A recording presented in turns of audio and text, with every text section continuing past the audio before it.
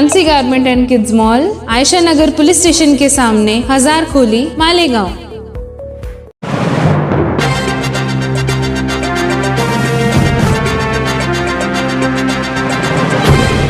देखते रहिए the prime news Abdul Rahman के साथ।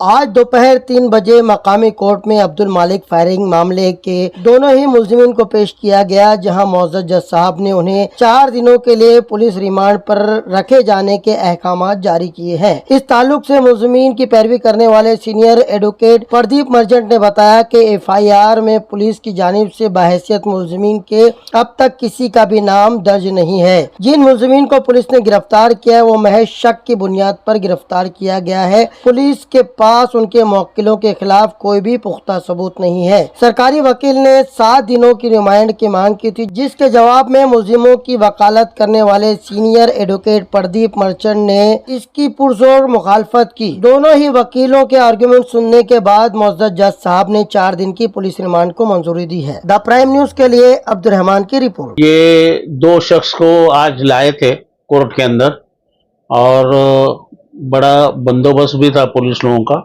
काफ़ी भीड़ थी और वहाँ पे उन्होंने 7 दिन की पुलिस कस्टडी रिमांड की मांग की थी।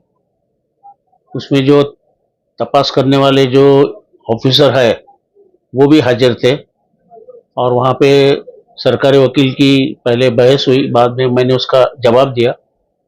उसके अंदर मेरा कहना इतना था कि FIR जो यानी जो बेस रहता है कौन सी भी केस का, FIR के अंदर ये आरोपी का कहीं जिक्र नहीं है, कहीं उनका नाम नहीं है, जिससे उनको बिला वजह यहाँ अटक किया गया है। ये बात मैंने कोर्ट के सामने रखी। फिर दूसरी बात ऐसी थी कि दीवानी मामला चालू था, उसके अंदर मनाई हुक्म मिला और कोर्ट ने ये जो जमीन मालक है तो उनके तरफ से फैसला दिया है। तो अभी ये फैसला उनके तरफ से आया तो भी ये जमीन हड़प करने के लिए और ये कहीं ना कहीं प्रेशर लाने के लिए ये जो है ये हादसा हुआ ऐसा बनाया गया है और उसके अंदर ये दोनों आरोपी का कोई भी संबंध न रहते हुए उनको इसके अंदर अटक करने में आए लिए और अटक जो करके जो रिमांड मांगे उसके अंदर जो ग्राउंड्स थे तो ग्राउंड्स उन्होंने बहुत अजीब मांगे थे। उसमें ग्राउंड क्या था कि वो आदमी जो शख्स है तो उसको एडमिट किए अपोलो हॉस्पिटल में। अभी वो एडमिट किए तो उसका आरोपी का उसके और तलाश करने में उसका कोई संबंध आता ही नहीं है। फिर दूसरा था कि भाई जो मोटरसाइकिल है उसका हमको रजिस्ट्रेशन नंबर होना।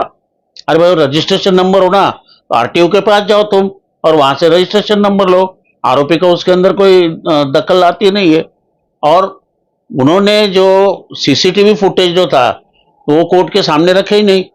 अभी CCTV फुटेज के अंदर हमको जो मालूमात मिली है तो उसका ये आरोपी का कोई संबंध ही नहीं है, वो बताए भी नहीं गए।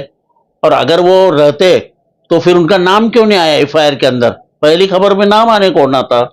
तो ये ऐसे सब बातों का जिक्र हुआ और ये महत्व की ये जो पॉलिटिकल जो क्लाउड है यानी जो पॉलिटिकल प्रेशर है, फिरियादी बहुत यानी फेमस आदमी है तो इसलिए ये लोगों को फंसाया गया है। और जो काउंटर केस हुई है वो काउंटर केस के बारे में कुछ भी नहीं है।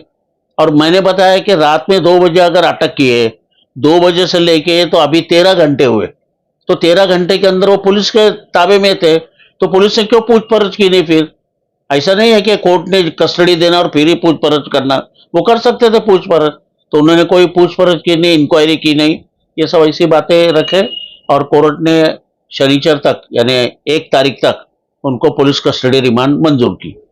अच्छा, आपके मुताबिक अभी तक जो केस रखा गया है वो बेसलेस नजर आ रहा है आपको? बिल्कुल बेसलेस, FIR में नाम ही नहीं ना, इसलिए सवाल ही ना था। FIR में अगर नाम नहीं है तो इसमें क्या पुलिस पर कोई आरोप आ सकता है या प्रश्न उठ सकता है पुलिस? नहीं, पुलिस के ऊपर प्रश्न जब केस चलेगा ना तो उस वक्त फिर प्रश्न उठेगा। अभी तो क्या है, बहुत इनिशियल स्टेज बोलते हैं ना, प्राइमरी स्टेज में अब ये इन्वेस्टिगेशन है। जिसे अपन पुलिस को इतना ही बोल सकते हैं कि भाई तुमने CCTV फुटेज क्यों कोर्ट के सामने रखे नहीं, फिर तुमने जो काउंटर केस है उसके कागजात क्यों साहब के सामने रखे नहीं। काउंटर केस और ये केस सब साथ में सब चलता है ना, तो वो करने को ना था। वो बात लेकर के अपन पुलिस के ऊपर तमाम मैंने ये लिए आक्षेप लिए उनके ऊपर